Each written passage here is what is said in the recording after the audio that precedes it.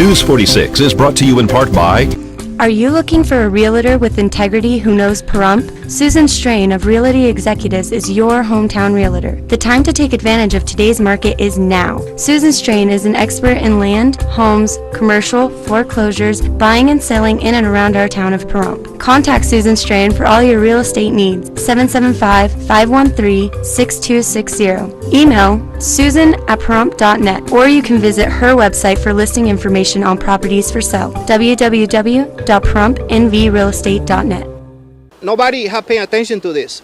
The other thing that I want to say is the county commissioner of Army Corps of Engineer in the beginning, before we say something, they don't know anything about this. It's something that the federal government can come and take over without giving any explanation to the taxpayer. I don't think that is correct. They need to be brought up and they need to be exposed in the courtroom, in the courthouse. Now, you invited groups to come out here, Christian groups that would come out and they would pray and they would come out and socialize, and this would become an actual getaway for them. How many groups a year would you have come out to this location? I'd say we have had, last year from February through September, we were booked every weekend. I don't know, at least 30 groups so far, and it's just a crime. I mean, it's a shame that the groups keep coming back and they see what was done, and I mean, as well as us, they're sad, they tear up, and they don't understand it. You know, Assemblyman Ed Goodhart sat with me in the refuge office with Sharon McKelvey and talked to her and said, why can't you leave them a little bit of water? Her response was, why should I leave them a babbling brook? Well, this is Sharon's babbling brook right here. This is her result end right here. And of those 30 groups, how many people, children, men and women, would be out here for those time period when they booked your ranch? Oh, we would have 50 to 60 at a time, you know, with the groups, 50 or 60 at a time, any given time.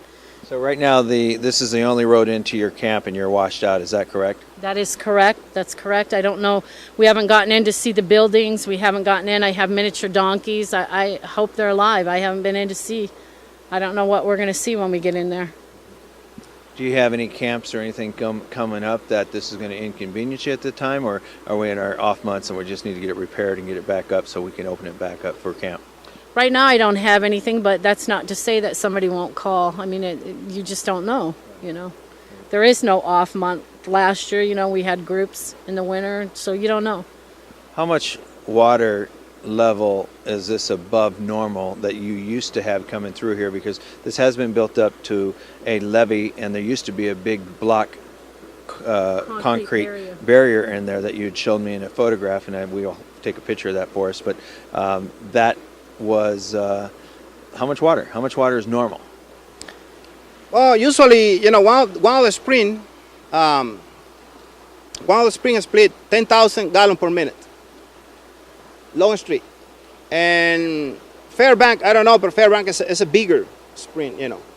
But it's pretty fair amount of water to come through here on a daily basis. The ditches were like only about 3 feet deep that they put in here. Exactly.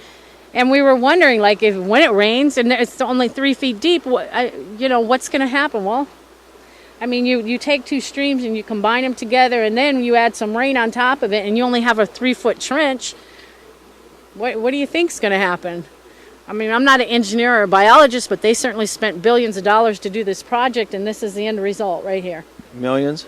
Millions. Millions of dollars. Millions of dollars. Do we know how many millions? No.